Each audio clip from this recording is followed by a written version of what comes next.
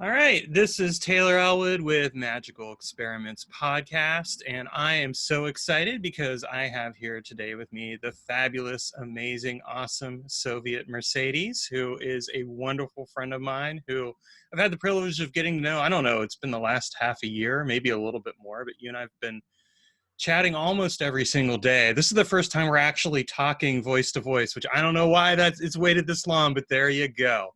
But anyway, here we are.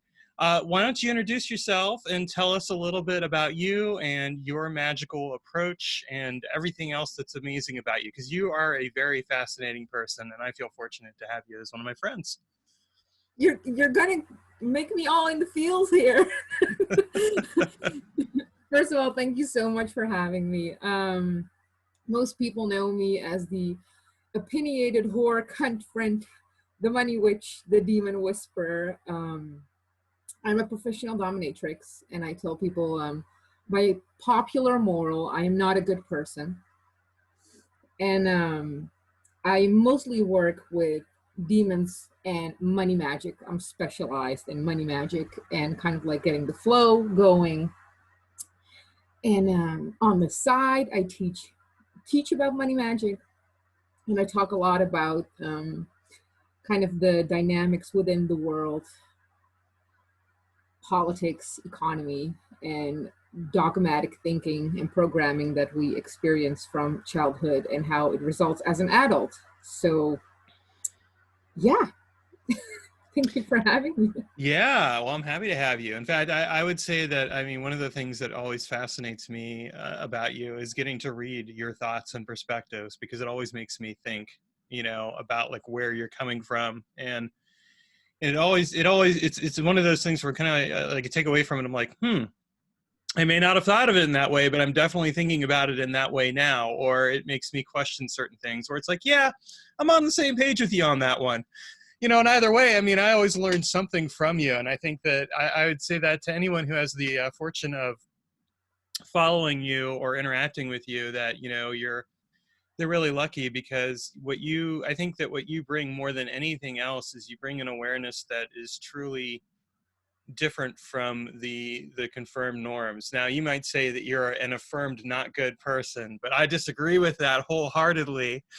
I think you're one of the best people I know. And yes, I know I'm going to put you all in the fields, but it's just the fact of the matter is I don't think it's a profession that dictates who a person is. I think it's how that person shows up in life. And the way that you show up is you give so much.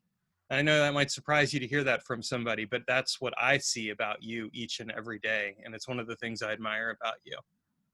I'm gonna cry.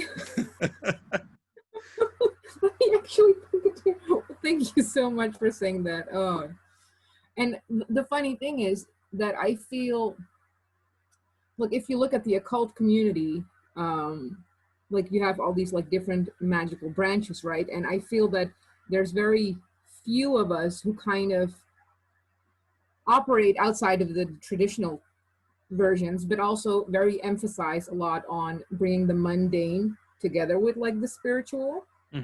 Instead of just making it all about spirit, all in the head, all in the ether, etc., etc. Well, I think that's why also we greatly connected, like right straight away. I would agree with that. I mean, we're both pretty similar about that. I mean, I'm a very pragmatic person. I always like to do the math, as the saying goes, because I do see that. I mean, I see people that really kind of get caught up in their own press release. And admittedly, I've done that myself on occasion. So I'm not, if I'm pointing a finger at anyone else, I'm pointing 3 back at me, because I've been there and done that and made that mistake. And I have no problem admitting it. But I think that it's interesting because a lot of times people get really fixated on this approach to magic where they want all the power, all the things, everything else, but they end up deluding themselves a lot because they're so caught up in the image instead of the actual reality. And the reality at the end of the day is, okay, great, we have this. How do you actually apply this in a meaningful way to improve and enhance your life? So one question I've been wanting to ask you is, how did you get into magic in the first place? Like, what led you down to that path in your life? Yeah. So I think I come from one of these cliche paths, right? Like brought up very Catholic because East Europe, and as a small child, really not agreeing with anything, like having so many questions. Why does God do this? Why does this work like that? I like it just never made sense to me, right? And then you were like the bad girl. You were not allowed to say that or ask that, and I was just like, this makes no sense. And already back then, just kind of looking at Christians, their behavior versus in the church, and like what they verbalize they believe in and do and stand for versus their actual behavior. Mm-hmm. And I was like, this makes no sense. No, makes no sense. So as I later on when I moved to the West, I moved to the Netherlands, and you kind of see the similar behavior, but you get much more in touch with, like, you know, a capitalistic view. So it's a much more outside of religion, but you still see the religion woven into.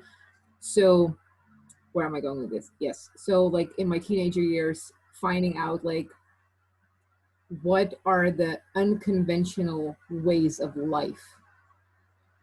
And the first thing you bump into probably, at least it was for me, is, you know, the new age stuff. Mm-hmm. And also instantly having all these questions like, what is this good and bad polarity? Why is this so masochistic that everything is your own fault? I'm like, this is just Christianity, but then in a new jacket. Like, it makes no sense. And kind of from there, from there it kind of started flowing, you know, kind of dipping toes in all the different occult branches. And I will make a little time jump completely to the past. Like, it's funny that now when I hear stories of my aunt, she's like, remember when you got lost in the forest when you were like 3? You were like all alone. I'm like, I wasn't alone. I was with 3 people. She's like, no, you were alone. I'm like, no, because I can still see them. I can still hear them talk. Or I would talk to people on this phone, which wasn't connected. And so in hindsight, like there's like, there was probably already something going on. And as for,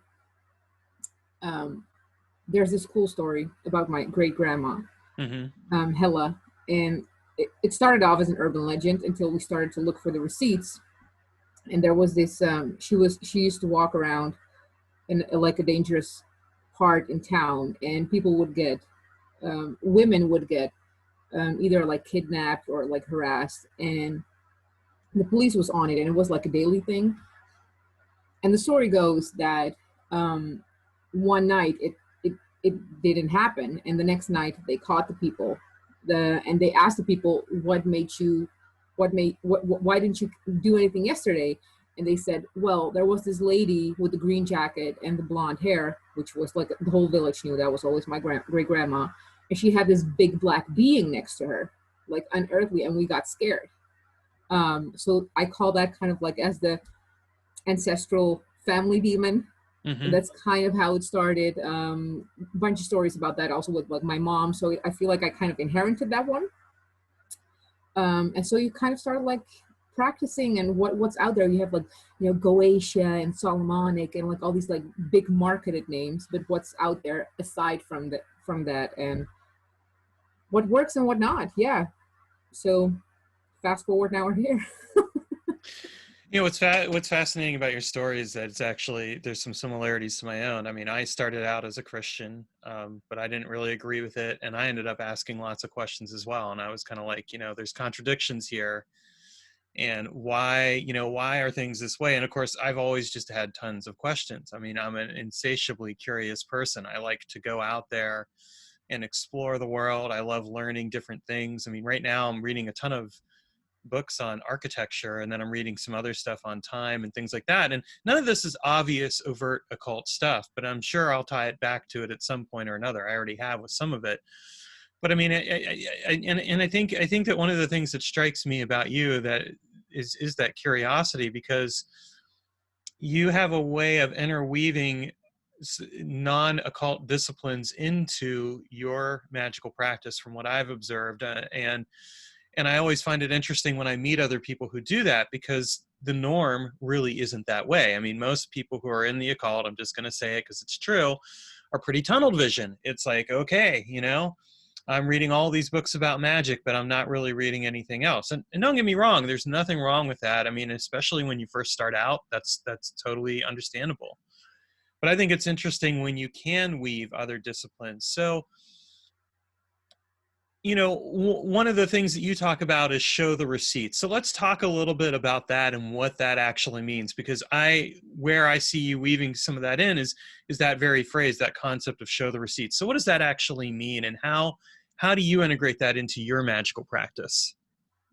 So first the boring part of the answer, right? Like, I feel that most of us are kind of passively existing, um, unconsciously, by all the thoughts and programming and everything that goes through our head without fully being aware of them. And I think it's probably a lifelong process of, you know, bringing new layers of awareness, but starting to be aware of the voices, right, and the different angles that we receive in our head, and the different critics, or the different, again, anything.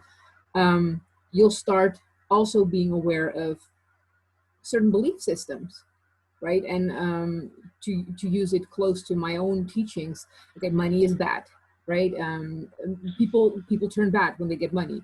We have all these like big, big rooted beliefs, and I'm always like, okay, but show me the receipts, show me the evidence that you actually believe this statement on your own, rather than it's been planted to you. And we can go into that, like, why has it been planted into you, right? Because if we, you know, indoctrinate everyone with fear, then no one will revolt, stand up, or follow their own path. So, like, I understand from a marketing perspective that that's very beneficial.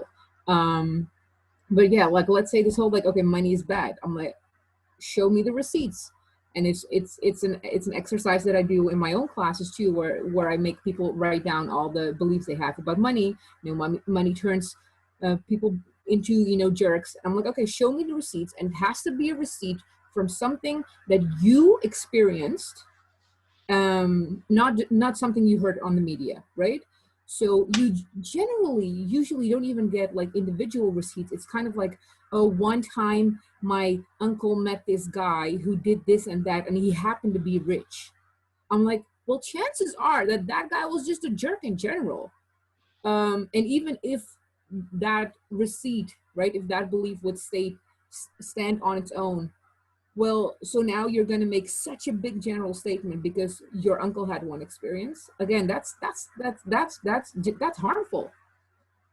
So there we go with like the unpacking, right? Yeah. You know, I mean, that's kind of similar to my own thing of look at the results. Like, okay, you're going to do magic for a result. Well, then look at the results. Like, what are the actual results, or look at the results in your life, because your results are going to dictate the effectiveness or lack thereof of your process. And I think the same thing applies here. And I would totally agree with that. I mean, I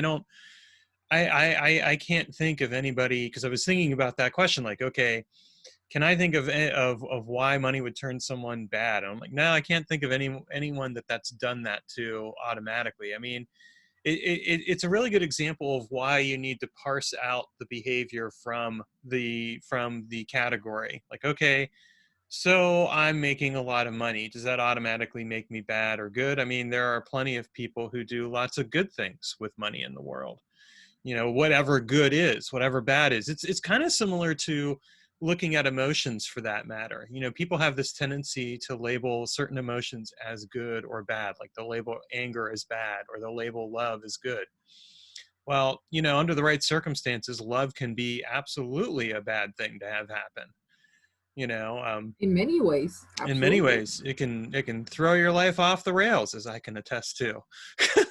Yeah, So, you absolutely. know, and anger can be a good thing. Anger can be a positive thing. It's like, it's one of the things that you say, that, you know, sometimes violence can be a solution, which I happen to agree with as Absolutely. well. You If know, you look at they're history, right. yeah. And this just touching on the good and the bad, you say, right? So we have these polarity, and they operate from an absolute, right? It's either completely good or completely bad, which begs the question, okay, so can a good person do bad, or can a bad person do good? And when does the scale tip from them being a good or a bad person? um, and So I used to go to these like side jump. I used to go to these like philosophy debates, and you just get your like you get a subject put onto you, and like whether you believe in it or not, and you have to kind of like figure out like how you're going to defend that. And with these things too, right? Okay, so we have good and we have bad, and we can kind of socially acceptably kind of agree on the big grits of it, right? So person who's nice, who I don't know, whatever, person who consciously goes through life and who doesn't, I don't know, waste money, who doesn't, who says nice, polite, yes, thank you. And then, I have questions like, okay, but so what about the living patterns of these persons? Like, are they true to themselves? Do they live by integrity? Do they utilize things like Walmart or Amazon? Because that's not, so like we already kind of agree that that's not really good. Like it brings us good, but like there's this whole system around it that's really kind of bad, right? Again, so when does it become good and bad? And you just get in this like whirlwind of these terms don't really exist.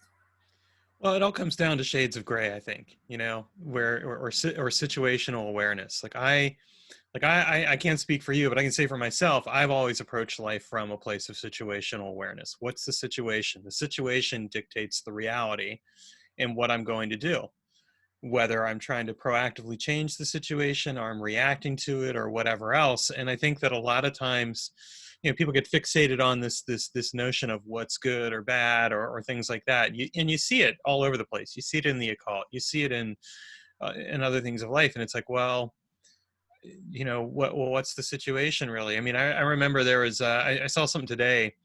Someone said, it said, there are going to be people who, if you're disabled, there's going to be people who are going to get on you about using Amazon during Prime Day because of Jeff Bezos and everything else. But that might be the way that you can get things you need. Like, who are we to judge that person that that's the way they are able to get what they need? We can't. And so I think, that notion of that notion of judgment plays such an interesting role. And what I find fascinating is when people make judgments, how they set themselves up really for a fall, because of how those judgments control their thing. And that's one of the things that you always do a good job of poking fun at and playing with in your commentary, because because judgments are one of those things that where people get really situated on, this is good, this is bad. Well, not necessarily. What's the context? Context matters so much. And if we are gonna operate conform like good and bad, it's interesting to observe that people have such a hard time being and sitting in the bad and being perceived as bad, right? They will go through all these mental hoops to kind of justify why the thing they do or the thing they believe in is still good. And I'm just like, okay, so you're bad. Well, that's it. But constantly want to be perceived as good, that's problematic. Yeah, I think it's a lie. Honestly, I mean, it's just one of those cases where, I mean, you can be capable of doing not good things if you're and you can also be capable of doing good things. It doesn't automatically make you a good or bad person. I mean, Absolutely. and that's just kind of the reality of it. So I think it's interesting when people get stuck on that and Yeah. that need to label and categorize themselves, or that need to label and categorize other things. So another thing I find fascinating that you do is what I would call a bit of social media magic. You'll do like these hashtags like meet me at the bank, which I've started using on my daily gratitude posts, because I'm like, all right, you know what? That's part, to me, that's part of meeting me at the bank, right? Whatever the Yeah. bank is. So Yeah. let's talk a little bit about that. Do you even see that as a form of magical working? I do, but that's my perception of it. And I'm curious as to what your thought is, because it's just something I've observed you doing. And I'm like, you know what? That's a nifty bit of magic she's doing there. Oh, I haven't actually thought about magic that way at all. It's just like I have these phrases and somehow they kind of catch people's minds. So stuff like demons, right? Like everyone, when there's a new demon meme coming out, I receive it from hundreds of people because they somehow associate demons with me, which is good, right? And then it's the same with like, my bank, like money talk. Like when I speak of poverty, and even when I speak of meet me at the bank, I'm never speaking of a currency monetary version of it. It's just a expansion, right? It's a leveling up kind of form, and undoing ourselves of a poverty mindset. So no, it's not magic. It's just like I keep cycling back to these certain terms that I keep using, and then it turned into a hashtag, I guess. Yeah. So I'm gonna respectfully disagree with you and call it magic, and I'll tell you why. Because it's a form of viral magic right there. Because what are you doing? You create that hashtag, and then other people start using it, and so they're prolificating your message and carrying your energy out into the world. It's just using social media as another way to do it.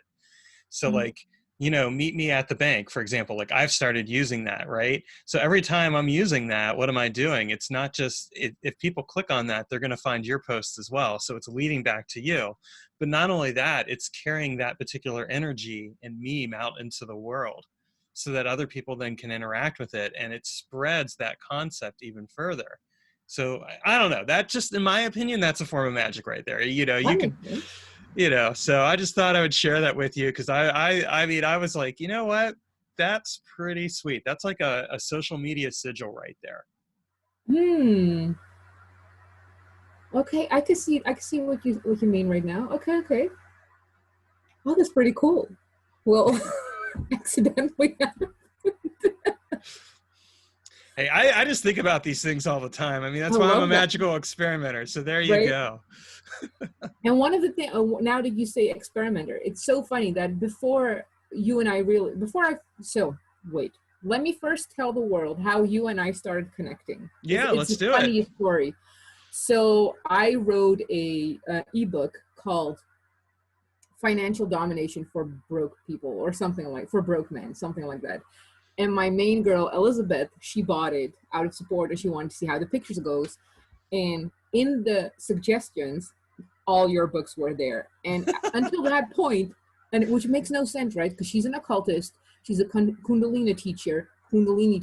So, you know, buying my ebook completely threw off the whole like natural algorithm of, you know, energy work, or so that all of a sudden all your books are there.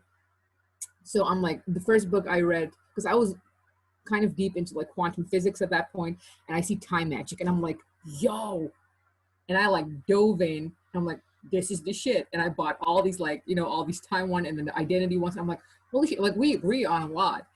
And the thing that struck me even more is that I stopped calling, you know, magical practice. I stopped calling it ritual.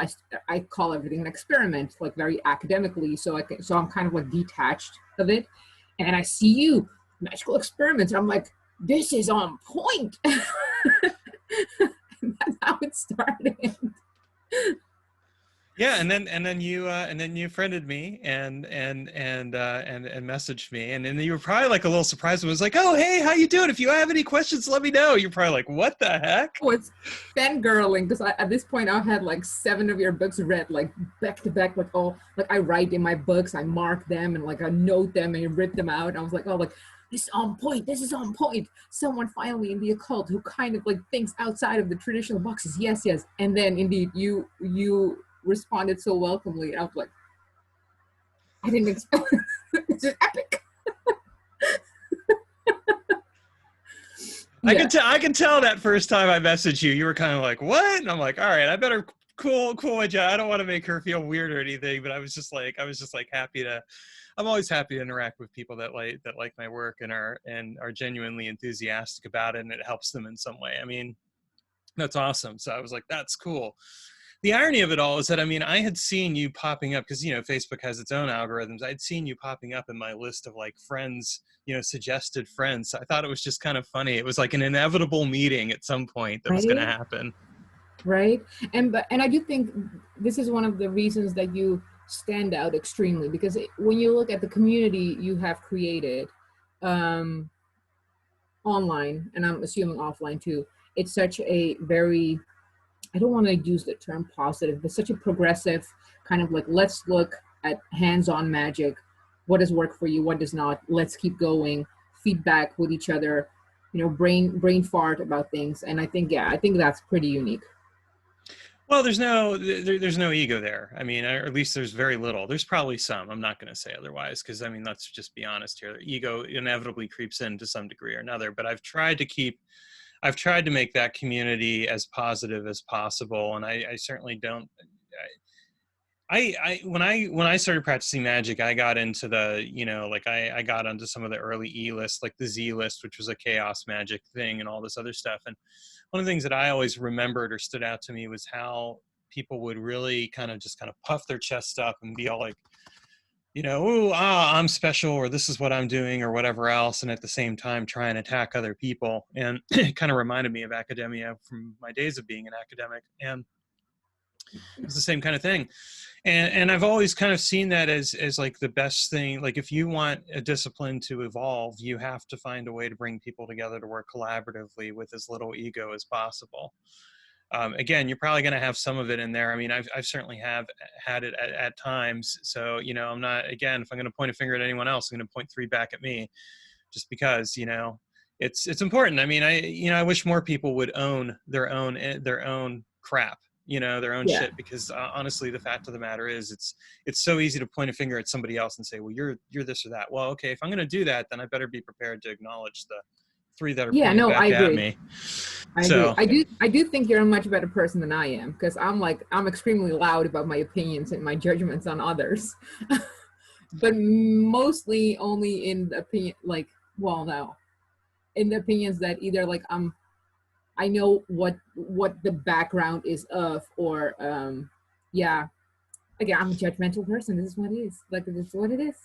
I'm You know what? comfortable. I can be a judgmental person too. I just don't necessarily always show it, but I do show it in certain ways. I can be very subtle about it. But like my recent blog post was totally a call out to the delusional thinking that I'm seeing at times in the occult community, where people are like, I'm this or that, or I need to puff myself up this way. And I'm kind of like, okay, really, are you really that? Or are you just are you just creating a script for yourself because you really want people to buy your services and products or whatever else? Or you really feel a need to be special? Well, you know what? No one's special.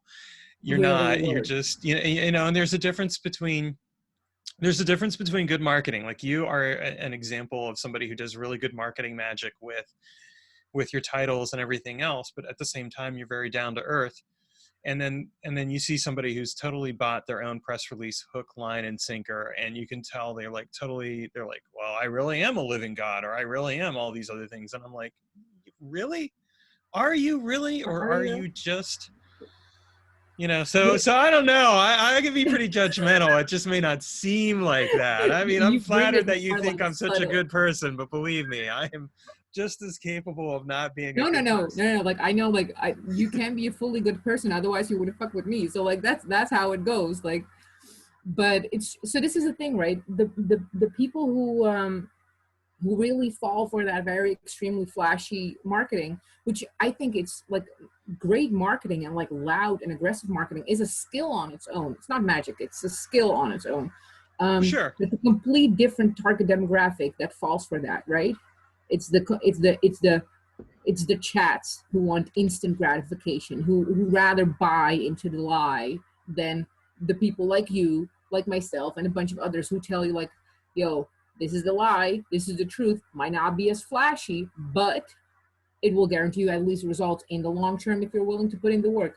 And truth of the matter is, and we talk about this all the time, is that most people just don't want that. Most people just keep bulging through life looking for the real secret, which is I'm like I'll say there are certain secret, well, there's layers to secrecy or ways to go about things, but there's no one big secret.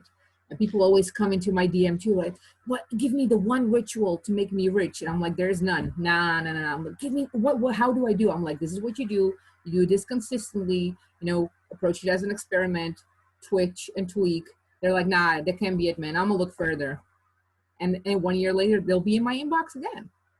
Well, you're exactly right, because I mean you do see that with you see it with a lot of different books and stuff, but I mean certainly with magic books I see it a lot of the time where there are a lot of them out there that's kind of like, well, learn how to summon the 72 angels of da da da and get results. It's like, okay, and then I'll have someone contact me and they'll say, I picked up X book and I'm trying this, but I don't get it.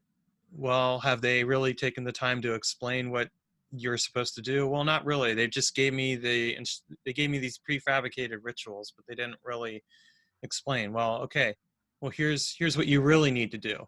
You need to go in and you need to learn these specific set of skills, and this is going to take some time. And yeah, you'll get some results, but it's going to be a continual process, and you're going to have to refine.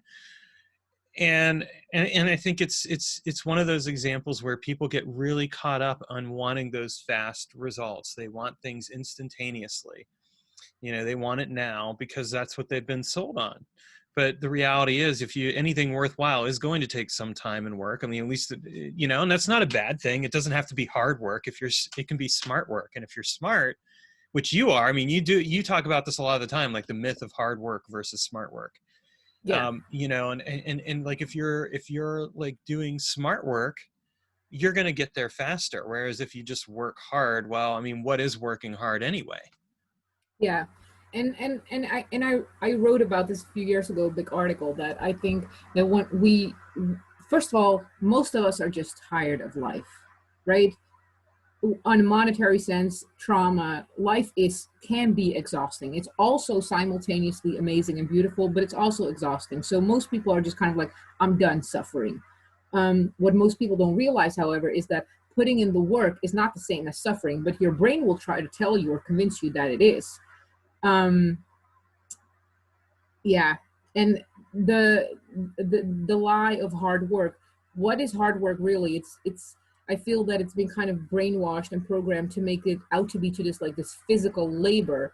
While if I would have to describe hard work, it's mostly getting out of your own way and doing the things, regardless that inner saboteur like yanking at you and not seeing direct results yet.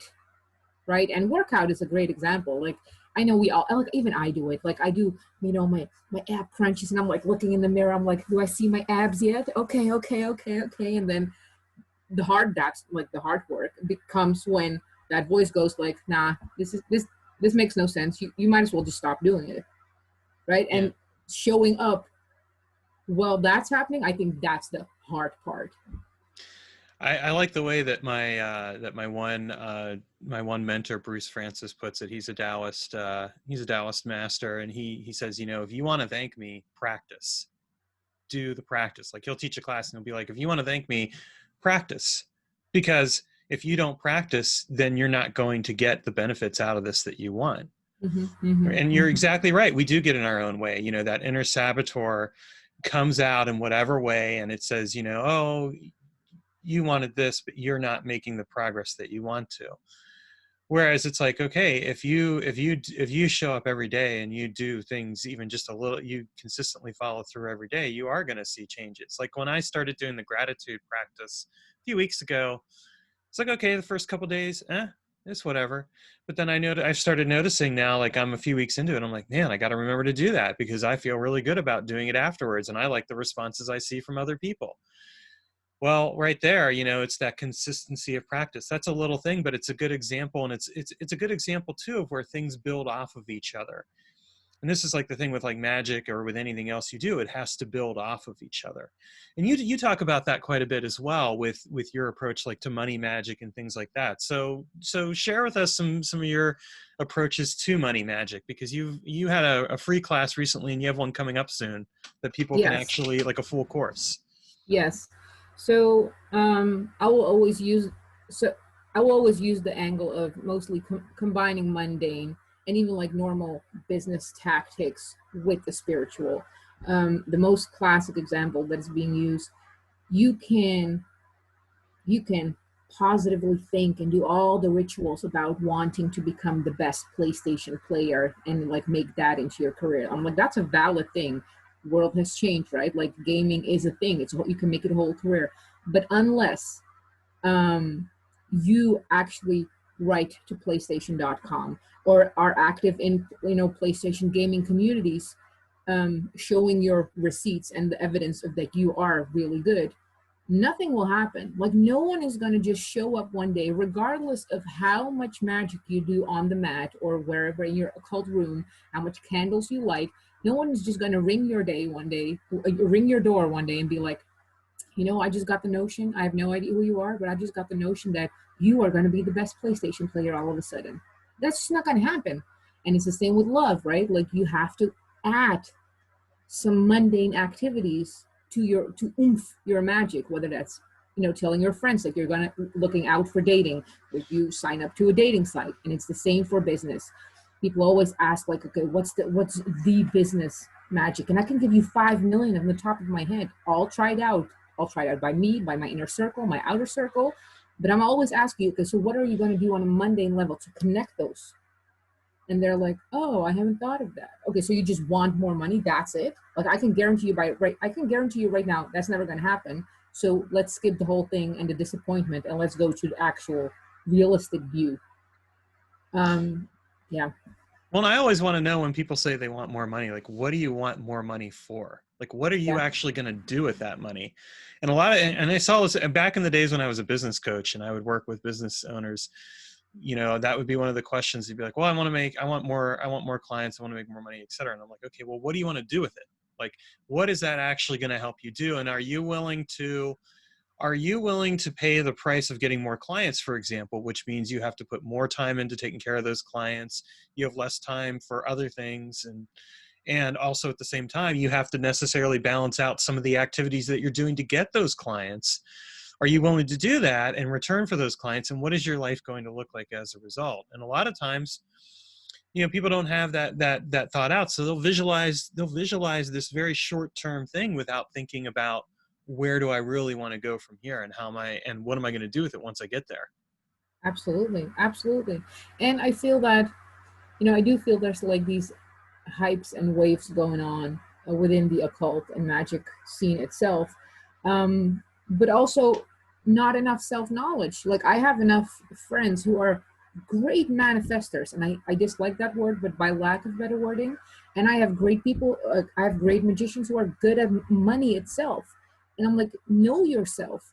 If you are better at like coming back to what you said, like what do you want that money for? If that money is, I want to travel to Australia, will it behove you that if you just ask for that instead of ask for that money, because you have too much negative load around asking for money? Like what works for you? And that's a great point too, because a lot of times when people get fixated on that short-term outcome, what they're focused on is just that what they think is the obvious path. But maybe that trip to Australia comes about in a completely different way that doesn't involve money, but involves instead Exactly. an opportunity, like where, okay, you ended up getting a job in Australia, or you ended up meeting somebody and they said, oh, we have to find a way to get you out here to study, or whatever else, whatever the reason is. So I think looking at the context of thing, going back to that context is king or queen or whatever. Absolutely. It absolutely matters, because it plays such a role and a shape in how things manifest, again, for lack of a better word, right? Because I agree with you that manifest word can be a little tricksome. It's kind of like energy. It's the same thing. It's such a generic word in a lot of ways. Overused by BuzzFeed and Vice and all these, like everyone who jumped on it. What ways do you connect your magic to allow it into the mundane? That's basically it, right? You can ask for a lot of money and hope you'll like get a better job, and kind of completely disregard that you could have won the lottery, or the other way around, because you're just so fixated on close results. And one of my things that I always tell people is, like, if you don't know how the results are going to come in, ask that. It helps whatever it is you work with, it helps you to expand your mind and catch your awareness to where it needs to go, because that you can't plan that. Like I can only come up with a limited amount of possibilities of how I'm going to get to Australia. Is it because of a job? Is it because I'll have a lover? And that's kind of like where it ends. And there's a bunch of million more possibilities to get me to Australia. For sure. Yeah. The other thing I would add to that too is be careful of the results. Sometimes you may not exactly want the result you end up getting, and then you have to figure out how to handle that. And I think that's. Tell us about that. Tell us about that. Well, I mean, like I think like a case in point, you can do a magical working where you're like, I want freedom from this job so I can go and pursue these pursuits that I want to do, right? So great, you go and you do a magical working, and then suddenly you end up getting fired from that job, and you don't have the necessary financial resources to support you doing those things. You have lots of time to do them, but now you've really got to scramble. I mean, Yeah, that's a good example there of where people haven't necessarily thought out the result as much as they needed to, and really provided some parameters around it. absolutely. Absolutely. And love magic is a great example, right? Like everyone wants the crazy chick who's great at sex. Okay, but are you going to handle the crazy too outside of the sex, or like what we're doing here? Because that's the reality. You want a lot of, all these great hobbies, expensive cars. They need require a lot of care. Like, are you ready for that too? Or you just want the flashy shit? Or are you ready to move us across to the other side of the country and potentially like blow up your life and who knows, or things like that, and not even think things through? I mean, those are good examples too. It's like it's one of those cases where it can really, you have to think those things through. So yeah, I mean, that's a perfect examples. Now, one of the other things that I like, that I always find interesting is when you talk about working with spirits, because you see like the Solomonic and the grimoire traditions and everything else, and they're all about coercion, from at least, a blanket reading of them to me. What's your approach to working with spirits? How have you worked with them? What lessons have you learned when you've worked with them? So I think that, first of all, this whole like coercive way around spirits, I think that's a very male and patriarchal way of, going at it. And I always say, two things about it. I'm like, look, if we as humans are in a park and there's a sign, do not stand on the grass, everyone will stand on the grass. So you mean to tell me that we can't even like coerce our fellow humans into something? But you gonna coerce a big ass entity? I'm like I highly doubt that. I highly doubt that. Also, I don't see the receipts for that. And I feel that a lot of people who, and I'm going to make a bold statement right now, but I feel that there are a bunch of people who do operate from that kind of notion, right? Like, I'm going to show my dominance and, a spirit must listen. They all turn fucking batshit crazy in a few years. They all fucking lose and go bonkers. They do. And not only that, but I mean, that's the receipts right there. You see it. Exactly. That's the receipts right there. Yeah. Yeah, I agree with you. I've never found a coercive approach to work. I've always taken the approach of, I want to build a relationship with the spirits. And in fact, one of the person who I'm going to be interviewing on in December, Stephanie Connolly, who writes a lot of books about demonology, takes the same approach. She's all about building relationships. Yeah. And it's always kind of amazed me because, people are like, oh, I'm going to summon this demon, and I'm going to call the angels. I'm going to summon this demon and put the smack on it and get it to do X, Y, and Z. Well, okay. And then what happens when that spirit gets free at some point or whatever else and decides to come calling on you? What are you going to do then? And honestly, I feel that, and again, people are going to hate me for all these statements. That's okay. I'm fine with being hated. Hey, I'm fine with being hated too. We'll be hated together. We good. I feel that most of the people who kind of, with this angle, I think they most often don't even have the skills to recognize if that's the demon or the entity they're actually talking to. Yeah. And I approach it the same way as you do. Like, yeah, what can this be a progressive relationship? And I feel that a lot of people, when we use the phrase like, can this be a relationship, that they kind of dread it because it sounds very like a long-term thing, and it can be, absolutely. But I use business relationships as a perfect example. If I need a task to be done, like a website design, I don't need to have a really proper relationship with that person. I can just, talk to 3 different people who make websites, and I can feel if this is going to be a click or if we match on terms. And that's a relationship on its own. It doesn't need to be this like lifelong thing that we have to build. And because I think the moment you already start like dreading, you have to build because it feels forced, right? At least that's how a lot of people perceive it. You're already throwing in your own windows. For sure. And, you know, it's one of those things that, again, it kind of bites you in a way that you didn't expect. And then you're totally thrown off because of it. So I 100% agree with you on that. I mean, it is amazing to me when people get so fixated on like, they want the spirits to be this way or that way. It's like, well, how much of your own human categorization are you bringing into that relationship as well? You know, how are you Absolutely. defining that and limiting it in a way that doesn't allow you to be fully present and open to the actual experience? Absolutely. Absolutely. So what's one of the craziest magical workings that you ever did, and what were the receipts for that magical working? Oh damn. And I need to bring a spectational one right now.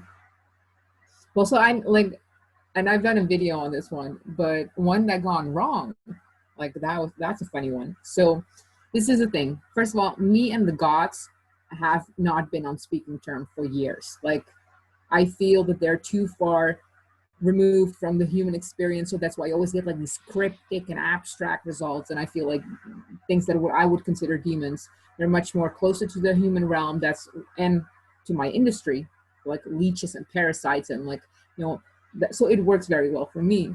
But um, I'm mostly located in the West, whether it's in the US or West Europe. And I come from East Europe. So one time I'm like, going to East Europe, middle of nowhere. I'm like, I'm gonna, do my demon working.